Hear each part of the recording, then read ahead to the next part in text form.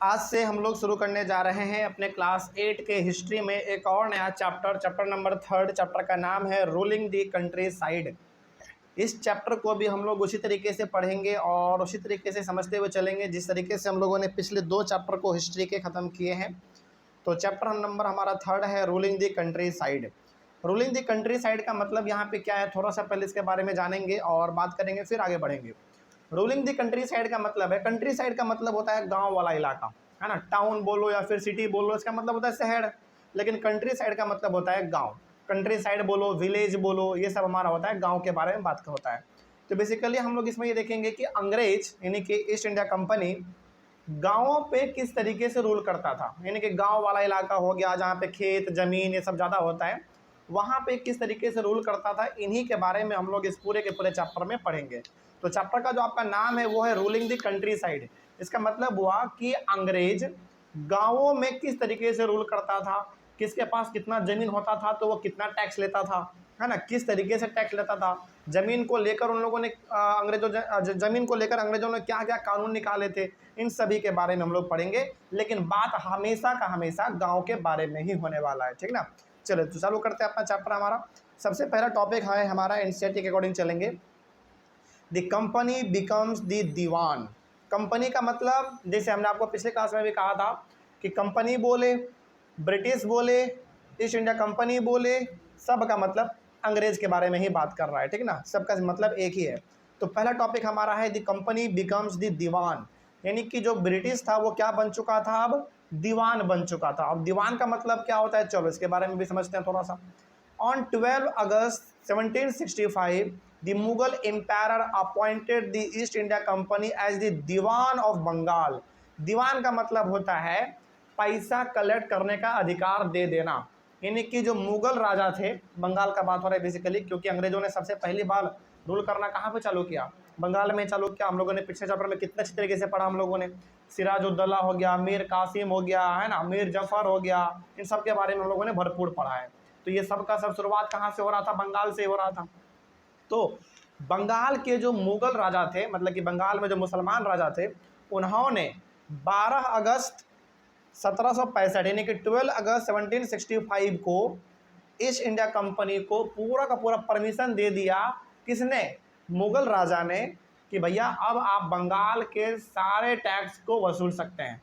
मतलब कि अभी तक बंगाल में जितने भी टैक्स वसूले जाते थे लोगों से, वो कौन वसूलता था, मुगल वसूलता था। लेकिन मुगल के ऊपर इतना प्रेशर डाल दिया, आपने पढ़ा ना कितना युद्ध लड़ा अंग्रेजों ने, है ना। तो इतना सारा युद्ध लड़ने के बाद अंग्रेजों ने इतना ज़्यादा मुगल राजा पे प्रेशर डाल दिया कि मुगल के जो राजा थे उस समय बंगाल में, उन्होंने जाकर पूरा का पूरा अंग्रेजों को परमिशन ही दे दिया कि आप अब टैक्स वसूल सकते हैं बंगाल में। तो अब ज़रा सोचो, और बंगाल आज आपको छोटा दिखता है, उस समय पे बंगाल हमारा बहुत बड़ा था। ध्यान रखिएगा, आज जो बंगाल आप देखते हैं वेस्ट बंगाल, आज ये बहुत छोटा बंगाल है। एक्चुअली में जो आपका असल बंगाल था उस समय पे, और ये कब का बात हो रहा है, 1765 का, मतलब कि लगभग आज से देखा जाए तो 200 साल पहले का बात कर रहा है, मोटा मोटी 200 साल आप मान लीजिए। तो उस समय का जो बंगाल था ना, वो बहुत बड़ा था, बहुत फैला हुआ था वो, है ना। और बंगाल का कुछ हिस्सा आज हमारे बिहार में है, कुछ हिस्सा झारखंड में है, लेकिन सब पहले मिला ही हुआ था। तो आप ज़रा इमेजिन करो कि जब अंग्रेज़ों को टैक्स वसूलने का अधिकार मिला होगा बंगाल का, तो सोचो कितने बड़े लेवल पे टैक्स वसूलता होगा। मतलब कि जितने भी बंगाल के लोग थे, जितना भी टैक्स आएगा सारा का सारा किसका हो जाएगा, अंग्रेज का हो जाएगा। तो यहाँ पे हमको ये समझ में आ गया।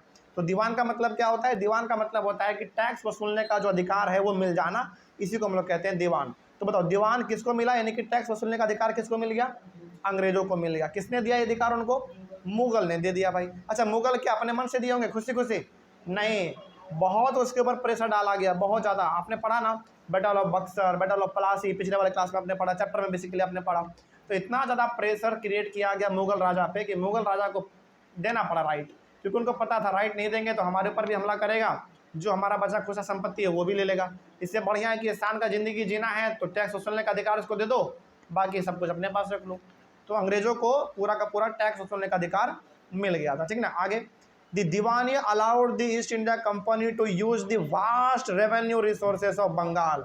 जैसे ही दीवानी राइट मिला अंग्रेजों को, यानी कि टैक्स वसूलने का जो अधिकार था, जैसे अंग्रेजों को मिला, अंग्रेजों का रिसोर्स बहुत बढ़ गया। रिसोर्स बढ़ गया मतलब अंग्रेजों के पास पैसा, धन, संपत्ति, प्रॉपर्टी, ये सब बहुत ज़्यादा लगातार बढ़ता चला गया, क्योंकि बंगाल उस समय पे छोटा नहीं था, बहुत बड़ा बंगाल था। बंगाल में बहुत सारे लोग रहते थे, गरीब के साथ साथ अमीर लोग भी रहते थे, तो सबसे टैक्स वसूलते थे अंग्रेज, और सारा का सारा पैसा टैक्स का अपने ही पास रखते थे। तो इस तरीके से ईस्ट इंडिया कंपनी धीरे धीरे और अमीर बनता चला गया। ठीक है, through Diwani right the company became the chief financial administrator of the territory under its control. मतलब कि इंडिया का पूरा जो पैसा का लेखा जोखा है, मतलब इंडिया के अंदर जितने भी पैसा का लेखा जोखा होता था, वो सब किसके हाथ में? अंग्रेजों के हाथ में चला गया। क्यों? इसलिए चला गया क्योंकि उस समय तक अंग्रेजों ने दबदबा करना अपना चालू कर दिया था, और बंगाल में सबसे बड़ा बात, इसको दीवानी राइट मिल गया था, तो ये पावरफुल होते चला गया धीरे धीरे। मतलब कि ये चीफ फाइनेंशियल एडमिनिस्ट्रेटर बन गया हमारे कंट्री का। इसका मतलब होता है कि पैसे का जो सबसे बड़े लेवल पे लेन देन होगा वो अंग्रेज ही करेगा। ठीक ना, ये पूरा इसके अंडर में कंट्रोल आ गया, इसके हाथ में। आगे, now it is the responsibility of the company of administering the land and organising its revenue resources. मतलब अब अंग्रेजों के हाथ में ये पूरा डिसीजन आ गया कि किसके पास कितना ज़मीन है तो कितना टैक्स लेना है, किससे कम लेना है, कितना किससे बेसी लेना है, सब का सब जिम्मेदारी अब किसके पास आ गया? अंग्रेजों के पास आ गया। लेकिन ये सब पहले कौन देखता था? हमारे छोटे मोटे राजा लोग देखते थे।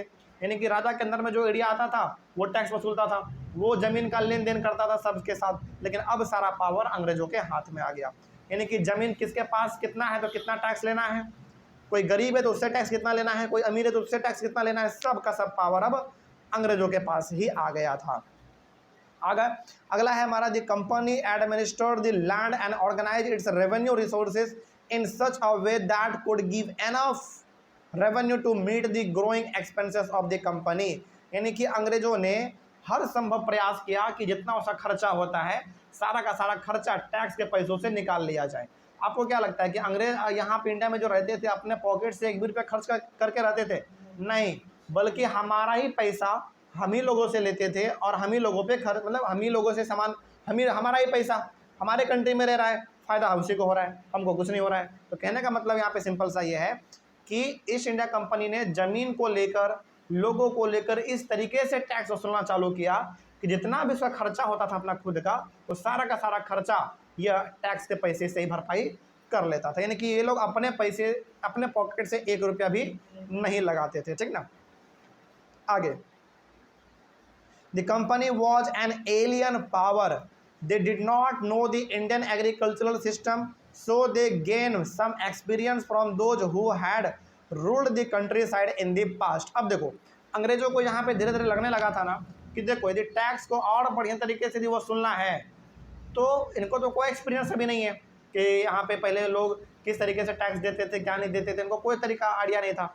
तो इनको लगा ना कि यदि इंडिया में रूल अच्छी तरीके से करना है और टैक्स वसूलना है, तो ज़मीन के बारे में पहले पता करोगे किसके पास कितना ज़मीन है, क्योंकि जब तक हमको पता नहीं चलेगा कि इसके पास कितना ज़मीन है, उससे उस हिसाब से टैक्स नहीं लिया जा सकता है। जैसे मान लीजिए, सपोज करिए कि कोई एक आदमी है जिसके पास 100 बीघा ज़मीन है, लेकिन अंग्रेजों को पता ही नहीं है, तो क्या उससे वो टैक्स ले पाएगा? उतना नहीं ले पाएगा। तो वो पहले बोला कि पहले पता करो कि किसके पास कितना ज़मीन है, इंडिया में एग्रीकल्चर का क्या सिस्टम है, कैसे लोग खेती बाड़ी करते हैं, क्या खेती करते हैं, कितना उगाते हैं, तभी जाकर टैक्स का सिस्टम अच्छी तरीके से लॉन्च किया जा सकेगा। तो इन्होंने एग्रीकल्चर के बारे में भी समझना चालू किया, है ना। और इन्होंने एग्रीकल्चर के बारे में किससे समझा? उससे समझा जो पहले के राजा थे यहाँ पे, क्योंकि पहले टैक्स कौन लेता था? राजा लेता था। तो अंग्रेजों को बोला कि भैया तुम हमको सिखाओ जरा, तुम कैसे टैक्स लेते थे, उसी हिसाब से हम भी टैक्स लेंगे। तो राजा को सिखाया, राजा ने सिखाया अंग्रेजों को सिखाया कि देखो भाई ऐसे ऐसे टैक्स लेते थे। तो अब क्या कर रहे हैं अंग्रेज? अब टैक्स अपना तरीके से वसूल रहा है। So the company did not entirely eliminate those who had ruled the countryside in the past। देखो, हालांकि टैक्स वसूलने का जो अधिकार है वो अब किसके हाथ में है? अंग्रेजों के हाथ में है। लेकिन क्या पूरी तरीके से हमारे छोटे मोटे राजा का जो अस्तित्व था, क्या वो पूरी तरीके से खत्म हो गया था? नहीं, खत्म नहीं हुआ था। उनसे अभी भी अंग्रेज जाके मदद लेते थे। किस रूप में मदद लेते थे?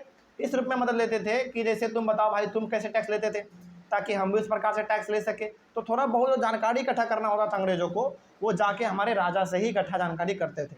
ठीक ना, चले, तो ये हो गया हमारा पहला टॉपिक कंप्लीट। हालांकि मेन टॉपिक तो हमारा यही है, द कंपनी बिकम्स द दीवान। इसके अंदर आपको छोटा छोटा टॉपिक आपको मिलता जाएगा बहुत सारा। तो ये हमारा हो गया कंप्लीट। नेक्स्ट टॉपिक हम लोग चालू करते हैं इसी के अंदर, रेवेन्यू फॉर द कंपनी। यानी कि अंग्रेजों के पास जो पैसा था उसके बारे में थोड़ा सा हम लोग बात करें। अंग्रेजों के पास क्या अपना पैसा था? नहीं, हमारा ही पैसा था। वो किस रूप में लिया था? टैक्स के रूप में लिया था हम लोगों से। तो रेवेन्यू फॉर द कंपनी में हम लोग ये पढ़ेंगे कि आखिर अंग्रेज इन पैसों से करता क्या था, इनके पास पैसा आता कैसे था, इन सब के बारे में ही बात करेंगे। देखिए, इसमें पहला पॉइंट है the company had become the Diwan. ये तो हम लोग जान ही चुके हैं कि जो हमारा ईस्ट इंडिया कंपनी था वो क्या बन चुका था? दीवान बन चुका था। मतलब कि टैक्स वसूलने का जो अधिकार था इसको मिल चुका था, ठीक है ना, उसी को हम लोग कहते हैं दीवान। It wanted a large revenue income, यानी कि अंग्रेज ये चाहता था कि हमारे पास ज़्यादा से ज़्यादा पैसा आए, मतलब कि हमारे पास ज़्यादा से ज़्यादा क्या है? टैक्स आए लोगों के द्वारा। ये हमेशा ही चाहता था। देखो क्यों नहीं चाहेगा भाई? हर मतलब अंग्रेज तो ये चाहता था कि अपना झोला जल्दी भरा जाए, बाकी का कुछ हो जाए हमको उससे मतलब नहीं है, लेकिन अपना पॉकेट पहले भरा जाए। तो अंग्रेजों को जैसे ही दीवानी राइट मिला वैसे ही ये लोग चाहने लगा कि अपना जो टैक्स का सिस्टम है ना इसको और इम्प्रूव किया जाए, यानी कि लोगों से और भारी मात्रा में टैक्स लिया जाए, ठीक है। तो ये हमेशा चाहता था कि अपना जो रेवेन्यू यानी कि जो टैक्स है वो उसको बढ़ाया जाए। Their effort was to increase the revenue as much as possible, मतलब ये चाहता था कि जितना ज़्यादा टैक्स वसूला जा सके उतना ज़्यादा वसूलो, मतलब कि हमेशा ज़्यादा के खोज में ही रहता था। ये सिंपल बोलता था कि भैया जितना ज़्यादा टैक्स वसूलोगे उतना ज़्यादा हमारे लिए अच्छा रहेगा, तो ये इसे टैक्स वसूलता था। आगे, also they wanted to buy fine cotton and silk cloth as cheap as possible, और ये बहुत ही सस्ते दाम में हम लोगों से बहुत ही अच्छे क्वालिटी का कॉटन और सिल्क खरीदता था। बहुत ही सस्ते दाम में हम लोगों से खरीदता था और महंगे दाम में जाके अपने देश इंग्लैंड में बना के बेचता था। अच्छा प्रॉफिट होता था इन लोगों को। Initially the company had purchased goods in India by importing gold and silver from Britain. देखो, जब पहली बार मैंने कि जब शुरुआत में अंग्रेज हमारे इंडिया में आए थे तो क्या करने के लिए आए थे? ट्रेड करने के लिए या रूल करने के लिए? ट्रेड करने के लिए आए थे, क्योंकि हम लोग इसके ऊपर एक पूरा चैप्टर ही पढ़ चुके हैं, फ्रॉम ट्रेड टू टेरिटरी। हम लोगों ने उसले मतलब पिछले वाले चैप्टर में हम लोगों ने चैप्टर नंबर 2 में ये पढ़ा था कि अंग्रेज आए थे ट्रेड करने के लिए, लेकिन करने लगे रूल। लेकिन कैसे किया उन लोगों ने, ये सब हम लोग पढ़ चुके हैं, है ना। लेकिन जब अंग्रेज यहाँ पे पहली बार ट्रेड करने के लिए आए थे ना, तो यहाँ से वो सामान खरीदते थे, पता है कैसे? सोना देकर, सिल्वर देकर, इन सब चीज़ों को देकर। मतलब कि वो लोग अपने देश इंग्लैंड से सोना लेकर आते थे, सिल्वर लेकर आते थे और हम लोगों को वो देते थे, और बदले में हम लोग उसको कॉटन, सिल्क, मसाला ये सब देते थे। लेकिन बाद में क्या अभी भी वो लोग गोल्ड और सिल्वर लेके आएंगे इंडिया? नहीं, अब तो ज़रूरत नहीं है उनको। क्यों नहीं है? क्योंकि सारा पैसा हमारा खुद का ले रहा है, हमारे खुद को सामान को खरीद रहा है, मतलब कि अब वो गोल्ड लेकर नहीं आ रहे हैं। अच्छा बताओ, क्या गोल्ड लेकर वो आते थे तो क्या एक तरीके से उसके देश का सोना खत्म होता था कि नहीं? बिल्कुल खत्म होता था। लेकिन अब इनको लगा कि जब पैसा हमको इंडिया से मिल ही जा रहा है टैक्स के रूप में, तो अपने कंट्री का सोना क्यों खत्म किया जाए, है ना। तो अब ये लोग ऐसा काम नहीं करते हैं। लेकिन पहली बार जब इन लोगों ने ट्रेड चालू किया था इंडिया में, तो गोल्ड लेकर आते थे, सिल्वर लेकर आते थे, वो हम लोगों को देते थे और बदले में हम लोग उनको सामान अपना देते थे, ठीक ना। आगे, बट नाउ, लेकिन अब क्या होने लगा? But now the revenue collected in Bengal through Diwani right code finance the purchase of goods for export. लेकिन अब ये हो गया कि जो बंगाल से उसको जितना पैसा मिलता था टैक्स के रूप में, उसी पैसे से सामान खरीदता था, और वो भी बहुत सस्ते दाम में खरीदता था, हम लोगों को मारपीट के सस्ते दाम में खरीद लेता था और फिर से महंगे दाम में जाके वो अपने देश में बेचता था, ठीक ना। आगे, finally this lead to a deep crisis in the Bengal economy. अब डीप क्राइसिस का मतलब होता है कि एक तो हम लोगों से आप टैक्स के रूप में पैसा ले ही रहे हैं और हमारा ही पैसा से हमारा ही सामान खरीद रहे हैं, वो भी बहुत ही कम दाम में खरीद रहे हैं। तो बताइए, क्या बंगाल के लोगों का जीना हराम हो गया होगा कि नहीं हो गया होगा? बिल्कुल हो गया भाई। मतलब हालांकि इसमें तो बहुत कम दिया है, आप थोड़ा सा और ऊपर क्लास में आइए, आपको हम पढ़ाएंगे कि अंग्रेज टैक्स वसूलता था मतलब जानवर के तरह, मतलब मार पीट के। मतलब आपके घर में खाने का खर्ची रहे ना रहे, लेकिन अंग्रेजों को समय पर टैक्स चाहिए ही चाहिए। आप कहाँ से दोगे, इससे अंग्रेजों का मतलब नहीं है, बस अंग्रेजों को समय पर टैक्स मिल जाना चाहिए, ये उनका मतलब होता था। तो इस तरीके से मतलब कि टैक्स भी अंधाधुन वसूला जा रहा है और सस्ते दामों में भी खरीद ले रहे हैं। जैसे मान लीजिए कोई किसान है जिन्होंने बहुत मेहनत करके पूरा परिवार उसमें लग गया, तब जाकर वो कॉटन उगा पाया, सिल्क प्रोड्यूस कर पाया, और वो सस्ते दाम में आके खरीद ले रहा है। तो क्या यहाँ पे किसानों को समस्या नहीं होगा? बिल्कुल समस्या होगा। तो इस तरीके से बंगाल में पूरा का पूरा क्राइसिस आ गया। क्राइसिस का मतलब होता है एक ऐसा समय जहाँ पे कि लोगों के पास खाने तक का पैसा नहीं जुटता था। बंगाल में ऐसा भी सिचुएशन आ गया था एक समय पे। आगे, artisans were leaving their villages because they were forced to sell their goods to the company at low prices. जो आर्टिसन थे, आर्टिसन मतलब जो कपड़े बनाते थे, बेसिकली सिल्क का, कॉटन का जो कपड़ा बनाते थे, इन सभी ने गांव में रहना बंद कर दिया, मतलब जहाँ पे रहते थे लोग अब उसको छोड़ के भाग गए। क्यों भाग गए? क्योंकि यदि ये लोग गांव में रहेंगे तो अंग्रेज का ऑफिसर आएगा, इनके सामानों को सस्ते दाम में खरीदेगा और इनको खाने तक का पैसा नहीं मिल पाएगा। तो इन लोगों को लगा कि भैया ऐसा यदि चलता रहा तब तो हमारा पूरा बीवी बाल बच्चा पूरे तो भूखे से मर जाएगा, तो बढ़िया रहेगा इस गाँव को चेंज कर दो, यानी कि ऐसे गाँव में चलो जहाँ पे अंग्रेज अभी तक फिलहाल नहीं आता है ज़्यादातर। तो वैसे गांव में लोग भाग गए। इसलिए भाग गए क्योंकि अंग्रेज इनके कपड़ों को या फिर इनके सामानों को बहुत ही सस्ते दाम में खरीद लेते थे, इनको फ़ायदा होता नहीं था। और अंग्रेज को क्या आप अंग्रेज से बहस कर सकते थे? नहीं कर सकते थे, मारता पीटता थी, मतलब मारता पीटता था ये लोग, ठीक ना। तो बहुत सारे आर्टिसंस मतलब जो कपड़े ये सब बनाते थे, बहुत सारे तो गाँव छोड़कर भाग गए, बहुत सारे लोग। उसके बाद पीजेंट्स वर अनएबल टू पे द ड्यूज यानी कि tax that were demanded by the company. कई बार तो अंग्रेज किसानों को भी नहीं छोड़ते थे, मतलब कि मान लीजिए कि किसानों ने पूरा मेहनत किया, फसल लगाया अपना, लेकिन किसी कारणवश उसका फसल खराब हो गया। क्या लगता है आपको कि फसल खराब हो गया इसके बावजूद क्या किसान टैक्स दे पाएगा इस साल? नहीं दे पाएगा भाई, कहाँ से दे पाएगा? आज किसान टैक्स कब देगा? जब उसका अनाज अच्छा हुआ होगा, प्रॉफिट अच्छा हुआ होगा, तभी वो टैक्स दे पाएगा। लेकिन अंग्रेज इन सब बातों से कोई मतलब नहीं रखता था। वो बोलता था कि आपका फसल बढ़िया हो या खराब हो, हमको उससे मतलब नहीं है, हमको समय पर टैक्स मिल जाना चाहिए। तो यहाँ पे किसान भी बेचारा परेशान, उनको लग रहा था कि यार कैसे टैक्स देंगे हम। तो बहुत सारे किसानों ने भी अपने अपने गाँव को छोड़ दिया। कई सारे तो किसान उस समय पे सुसाइड कर लिए थे, हालांकि इसमें आपके बुक में बहुत कम बताया गया है, लेकिन बहुत सारे किसान उस समय पे सुसाइड कर लेते थे, पानी में डूब जाते थे, फांसी लगा लेते थे पेड़ में लटक के, अंग्रेजों के डर के मार के वजह से, ठीक है ना। ये सब चीज़ होता रहता था उस समय पे, आम बात था उस समय पे। उसके बाद agricultural sector was completely collapsed because peasants have not any revenue to do agriculture। यानी कि जो पूरा जो एग्रीकल्चर था इंडिया के अंदर और इंडिया में भी खास करके बंगाल में पूरी तरीके से एग्रीकल्चर हमारा बर्बाद हो गया था। मतलब कि कहीं पे खेती बाड़ी हो ही नहीं रहा था। कैसे होगा भाई? किसानों के पास पैसा ही नहीं खेती करने के लिए, और खेती करने के लिए पैसा चाहिए होता है। बीज आप खरीदोगे, लेबर लगाओगे तो पैसा लगेगा, और पैसा आदमी के पास है नहीं। तो बहुत सारे लोगों ने खेती करना भी बंद कर दिया, ठीक है ना। आगे इन 1770 a terrible famine took place, जिसके वजह से एक बहुत ही भयंकर भुखमरी आया बंगाल में। ध्यान रखिएगा, बहुत इंपॉर्टेंट यहाँ पे बात लिखा गया है कि मतलब 1770 में बंगाल के अंदर एक बहुत ही खतरनाक भुखमरी आया।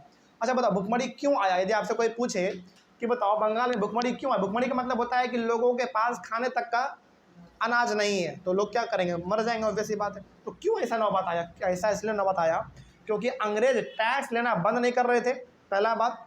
दूसरा बात, अनाज हमारे पास था नहीं, क्योंकि खेती नहीं कर पा रहे थे हम लोग। खेती कैसे करते? पैसा ही नहीं था हमारे पास। तो ये सब का सब किसके वजह से हो रहा था? अंग्रेजों के वजह से हो रहा था। क्या लगता है आपको कि यदि अंग्रेज पैसा नहीं लेता टैक्स के रूप में, तो क्या उस पैसे से हम लोग खेती नहीं करते? बिल्कुल खेती करते, लेकिन वो टैक्स वसूलना बंद नहीं करता था, कभी टैक्स लेता रहता था, जिसके वजह से हमारा सारा का सारा पैसा टैक्स के रूप में चला जाता था और हमारे पास कुछ नहीं बचता था, जिसके वजह से हम लोग खेती नहीं कर पाते थे। और इसी के वजह से बंगाल में लंबे समय तक खेती अच्छी तरीके से हो नहीं पाया, और इसी वजह से वहाँ पे बहुत बड़े लेवल पे भुखमरी आ गया। और देखो भुखमरी में कितने लोग मारे गए थे? In famine about 10 million people. 10 million people का मतलब होता है 1/3 were killed in Bengal. 10 million का मतलब पता है कितना होता है? 1 मिलियन मतलब होता है 10 लाख।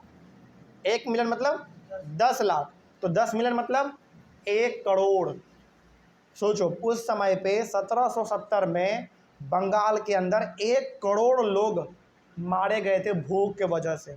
और 1 करोड़ का मतलब हो गया बंगाल का 1/3, मतलब कि 3 कोने में से 1 कोना पूरा का पूरा बंगाल का पॉपुलेशन खत्म हो गया था। इसका मतलब आप यहाँ पे ये भी कह सकते हैं कि हर घर में मातम का माहौल था भूख के वजह से। इधर डेड बॉडी पड़ा हुआ है, उधर डेड बॉडी पड़ा हुआ है, इस तरीके का माहौल था। बहुत ही गंदा माहौल था। मतलब आप ज़रा इमेजिन करो, जब हमारा देश आज़ाद हुआ 15 अगस्त 1947 को, हमारे देश का जो पॉपुलेशन है वो लगभग 40 करोड़ के आसपास था। समझिएगा, एग्जाम्पल आपको बता रहे हैं हम, ये हकीकत है, आप इमेजिन कर सको इसलिए हम बता रहे हैं। जब हमारा देश आज़ाद हुआ 1947 में, उस समय पे इंडिया का पॉपुलेशन लगभग 40-50 करोड़ के आसपास था। तो सोचो ये बात फिर कब का हो रहा है? 1770 का बात हो रहा है, उससे भी 100-150 साल पहले का बात हो रहा है। उस समय पे भी हमारा पॉपुलेशन और कम रहा होगा, और वैसी बात है कम रहा होगा। तो सोचो उतने कम पॉपुलेशन में 1 करोड़ लोगों का मर जाना केवल बंगाल में, ये बहुत बड़ी बात है, बहुत बड़ी बात है। प्लस मातम का माहौल था हर जगह पर, और ये सब का सब हो पाया केवल और केवल अंग्रेज की वजह से। अंग्रेज इतना भयंकर रूप से टैक्स नहीं लेता ना, तो इतने सारे हमारे लोग नहीं मारे जाते, है ना। तो लगभग 1 करोड़ लोग मारे गए थे बंगाल में केवल और केवल भुखमरी की वजह से, ठीक ना। तो ये था हमारा टॉपिक, यहाँ पे टॉपिक कंप्लीट होता है। अगला टॉपिक हमारा होगा the need to improve agriculture. तो मिलते हैं हम लोग अपने अगली क्लास में। Thank you very much.